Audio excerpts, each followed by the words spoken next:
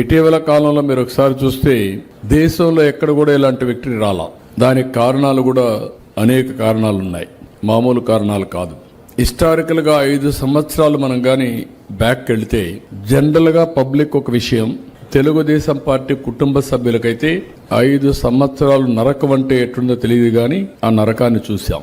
నాకు 24 గంటలు శనివారం వస్తే ఏ ప్రాపర్టీ మీద ప్రొక్లోన్ వస్తుందో తెలియదు, ఎవరిని అరెస్ట్ చేస్తారో తెలియదు. ఇవన్నీ కూడా చాలా సఫర్ అయ్యాం.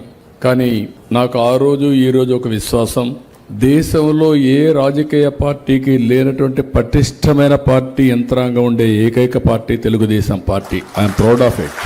ఇది ఒక వారసత్వంగా మనకు వస్తూ ఉంది. ఎన్నో ఇబ్బందులు వచ్చాయి, ఎన్నో సమస్యలు వచ్చాయి. ఎక్కడికక్కడ సమస్యల్ని అవకాశాలుగా మార్చుకున్నాం, నేను గాని మీరు గాని అందరం కూడా.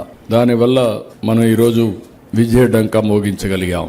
అయితే ఇక్కడ నేను మిమ్మల్ని అందరినీ కోరేది ఒకటి, మీ ద్వారా రాష్ట్రంలో ఉండే అందరిని కూడా కోరుతున్నా, ఏదైనా నేను ఎక్కువ రుణపడున్నానంటే ఈ రాష్ట్రంలో తెలుగుదేశం పార్టీ కుటుంబ సభ్యులకు ఎక్కువగా రుణపడున్నా.